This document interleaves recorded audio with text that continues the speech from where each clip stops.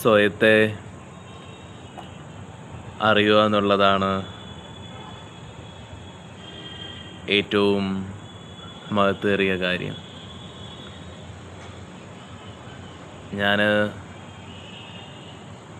എനിക്ക് പറയാൻ മറ്റുള്ള കാര്യങ്ങളൊന്നുമില്ല. ഒരു സന്യാസിക്ക് ആകെ പറയാനുള്ളത് സ്വയബോധത്തെ കണ്ടെത്തുക എന്നുള്ളത് മാത്രമാണ്. ഞാൻ പലരുടെ അടുക്കലും ഇതൊരു വലിയൊരു നമ്മൾ അറിയാത്തൊരു തലത്തെ നമ്മൾ അനുഭവിച്ച് കഴിയുമ്പോൾ സെൽഫ് റിയലൈസേഷനാണ് ഏറ്റവും മുഖ്യമായതുള്ളതെന്ന് നമ്മൾ എല്ലാവരുടെ അടുക്കലും പറയും. എന്നാൽ ആൾക്കാർക്ക് എനിക്ക് തോന്നുന്നുണ്ട് ശിവരാത്രിക്ക് ആൾക്കാർ ബുക്ക് ചെയ്യുന്നതിൽ കാട്ടിൽ ബ്രാഹ്മി 21 ഡേയ്സിലായിരിക്കും ബുക്ക് ചെയ്യുന്നത്. ബ്രാഹ്മി 21 ഡേയ്സിൽ അവർക്ക് മെറ്റീരിയൽ ആയിട്ടുള്ളതും കൂടി ഒരു വെൽബീയിങ്ങും അവർക്ക് മുന്നോട്ട് പോകാനായിട്ടുള്ളൊരു അവർക്ക് സ്ട്രെസ് ഇല്ല, ഫ്രീ ആയിട്ട് ഹാപ്പി ആയിട്ട് പ്രസൻറ്റ് ജീവിച്ചു പോകാം. എന്നാൽ സ്വയത്തെ അറിയാൻ, ബോധത്തെ അറിയാൻ, ഒരു വിത്തിടുക, മോക്ഷത്തിലേക്ക് പോകാനായിട്ടുള്ളൊരു ഡിവൈൻ പാത്ത് തിരഞ്ഞെടുക്കുക എന്നൊക്കെ പറയുമ്പം ആൾക്കാർക്ക് വല്ലാത്ത ബുദ്ധിമുട്ടും പ്രയാസമായി നമ്മുടെ സമൂഹത്തിലുണ്ട്. നോക്കൂ, സെൽഫ് റിയലൈസേഷൻ സ്റ്റാർട്ട് ചെയ്യുന്നത് പലർക്കും അദ്വൈത വേദാന്തങ്ങളൊക്കെ പഠിച്ച് തലച്ചോറിൽ കയറിയിരിക്കുന്നൊരു കാര്യം, എല്ലാം ഞാനാണ്, എല്ലായിടത്തും ഞാനാണ്. ചില വിഡ്ഢികളായിട്ടുള്ള റിയലൈസേഷൻ അന്ന് പറയപ്പെടുന്ന, റിയലൈസേഷൻ വന്നവരല്ല എന്നാൽ പറയപ്പെടുന്ന ചില ആളുകൾ പറഞ്ഞിട്ടുള്ള അബദ്ധം, ചിലർ ആ കാണാപ്പാഠം പഠിച്ച് അത് മാത്രമാണെന്ന് പറഞ്ഞിരിക്കുകയാണ്. ഡ്യുവാലിറ്റി ഇല്ല, എല്ലാം ഒന്നാന്നുള്ളത്. നോക്കൂ, നിങ്ങൾക്ക് ഭാവനയാൽ അതൊന്നും സൃഷ്ടിച്ച് അതിലുറയ്ക്കാനൊന്നും പറ്റില്ല. കുറച്ച് കഴിയുമ്പോൾ അങ്ങനെ പറഞ്ഞു മനസ്സ് ഏറ്റെടുക്കുന്ന ഒരു സൈക്കിക്കായിട്ടുള്ളൊരു സ്റ്റേറ്റിലൂടെയല്ല സ്പിരിച്വാലിറ്റി കടന്നു പോകുന്നത്. അങ്ങനെ പറഞ്ഞാൽ ചിലപ്പോൾ സൈക്കിക്കായി പോവും. മനസ്സ് കുറച്ച് കഴിയുമ്പോൾ അതിനെ ഏറ്റെടുത്ത് വിശ്വസിക്കാൻ തുടങ്ങും. ഉപബോധ മനസ്സ് അതിനെ വിശ്വസിച്ച് കഴിഞ്ഞാൽ പിന്നെ നിങ്ങളുടെ ജീവിതം തന്നെ ഒരു വിഡ്ഢിത്തരമായി തീരും. അങ്ങനെയല്ല അതിൻ്റെ രീതി. നോക്കൂ, സിദ്ധവിദ്യ ഇതാണ് മഹത്തരമാവുന്നത്. സിദ്ധവിദ്യ തന്നെ ഒരാൾക്ക് ആത്മീയപരമായി ഒരു സിദ്ധഗുരുവിൻ്റെ ലക്ഷ്യം ഒരിക്കലും അയാൾ അറിഞ്ഞത് മാത്രം അയാളിൽ നിൽക്കുകയും മറ്റുള്ളവർക്ക് ഉപദേശം കൊടുക്കുക എന്നുള്ളതുമല്ല. അദ്ദേഹം അനുഭവിക്കുന്നത് പോലുള്ള തിരിച്ചറിവിനെയും ബോധത്തെയും ശിഷ്യർക്ക് പകർന്നു കൊടുക്കുക എന്നുള്ളതാണ്. സിദ്ധവിദ്യ അങ്ങനെ നമ്മുടെ സമൂഹത്തിലധികം ആർക്കും അറിയില്ല. സിദ്ധന്മാരിൽ പഠിപ്പിക്കാൻ വന്ന വള്ളയാർ സിദ്ധരെ സിദ്ധപരമ്പരയിൽ നിന്ന് പുറത്താക്കി. ഇതത്രയും മഹത്തരവും മൂല്യപ്പെട്ടതുമാണ്. ഇതത്രയും സാധ്യതയുള്ളതാണ്. ഇതിൽ വേണ്ടാത്തവനും ചുമ്മാ പരീക്ഷിക്കാൻ വരുന്നവനൊന്നും വേണ്ടി അവരുടെ ഗുരു നിൽക്കുന്ന ഒരു ഗുരുവുണ്ട്. മഹത്തേറിയ രീതിയിലൊരു ഗുരുവുണ്ട് അവർക്ക്. ആ ഗുരുവിനെ മോശപ്പെടുത്താൻ അവർ തയ്യാറെടുക്കില്ല. അതുകൊണ്ട് വേണ്ടവന് സമയമാകുമ്പം അവരരികിലെത്തുമ്പം കൊടുക്കും. അങ്ങനെയായിരുന്നു അവരുടെ രീതി. സിദ്ധവിദ്യയിൽ ഒറ്റ കാര്യം മാത്രമേ ഉള്ളൂ ലക്ഷ്യം വെക്കുന്നത്, റിയലൈസേഷൻ എന്നുള്ളൊരു രീതി. അപ്പോൾ വേദാന്തത്തിൽ പറയുന്നത് പോലെയാണ് സിദ്ധ രീതിയിൽ പറയുന്നത്.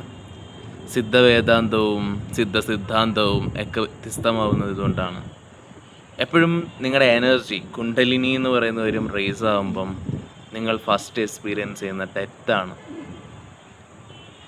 നിങ്ങളുടെ 5 പഞ്ചേന്ദ്രിയങ്ങൾ വന്ന് പിൻവലിയുമ്പോഴും ജീവൻ അവിടെ ഉണ്ടെന്നുള്ളൊരു അബോധവുമല്ല, എന്നാൽ ബോധവുമല്ല. എന്നാൽ നിങ്ങൾ ഒരു വ്യക്തി ഒരു മല, ഒരു 2000 അടി പൊക്കമുള്ളൊരു മലയുടെ മണ്ടയ്ക്കൊന്ന് താഴത്തോട്ട് വീഴുന്ന സമയത്ത് നിയന്ത്രണമില്ലാത്തൊരവസ്ഥ.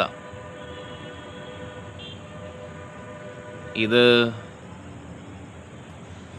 ധാരാളം ആൾക്കാരിൽ അവരെ ഡെത്ത് എക്സ്പീരിയൻസ് ചെയ്യിപ്പിക്കുന്ന സമയത്ത്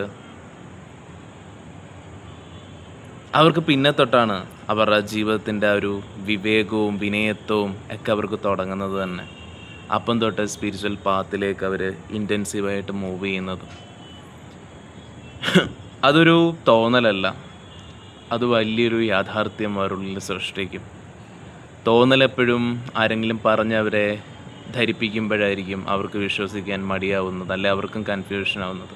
ഇതാർക്കും വേണ്ടിയല്ല, അവനവന് വേണ്ടി ആയതുകൊണ്ട് അവനവനുണ്ടാവുന്ന തിരിച്ചറിവ് അവനവനെ വലിയ രീതിയിൽ പ്രചോദനപ്പെടുത്തും ഈ പാതയിൽ ഉയർന്നെത്താൻ. സിദ്ധവിദ്യ എങ്ങനെയാണ് തുടങ്ങുന്നത്? സിദ്ധഗുരു എങ്ങനെയാണ് പഠിപ്പിക്കുന്നത്? നോക്കൂ, നമ്മുടെ മാർഗത്തിൽ ആദ്യഘട്ടമായിട്ടുള്ള പ്രാണയോഗയുണ്ട്.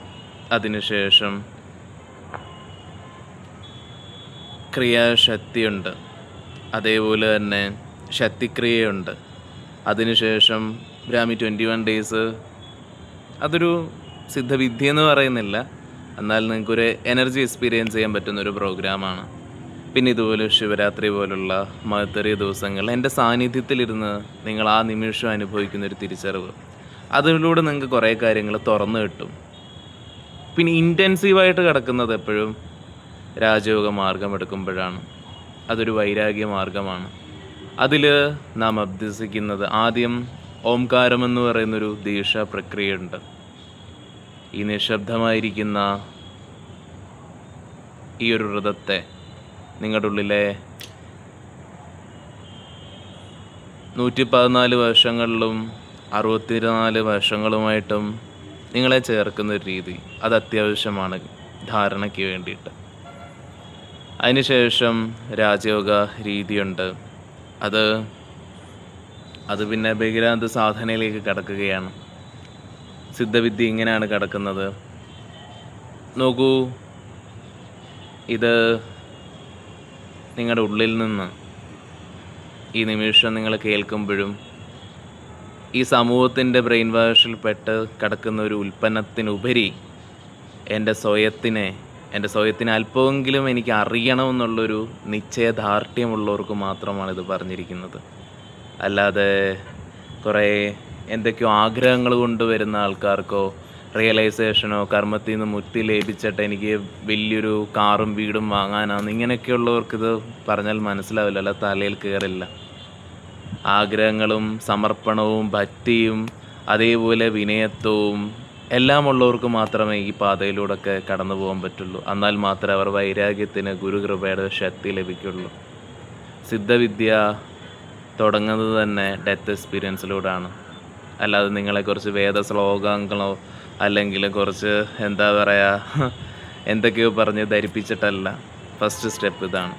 ഇത്രയും മഹത്തേറിയ കാര്യം മുന്നിലുണ്ടായിട്ടും കണ്ണു തുറന്ന് കാണുന്നില്ലെന്ന് പറഞ്ഞാൽ നമ്മൾ ആധ്യാത്മികത എന്തേ, എവിടെ ദൈവം എന്നൊക്കെ ചോദിക്കുമ്പോഴും നമ്മളാവുന്ന ഊർജ ശരീരം പ്രപഞ്ച ശരീരവുമായി ബന്ധപ്പെട്ടിരിക്കുന്നു. ആ സൂക്ഷ്മമായി നിങ്ങളൊന്ന് തൊടണ്ടേ എല്ലാത്തിനെയും അറിയാൻ. അതിനൊരാളുടെ സഹായം എടുക്കണ്ടേ നിങ്ങൾ? എന്നാലല്ലേ ഈശ്വരനെ മനസ്സിലാക്കാൻ കഴിയുള്ളൂ.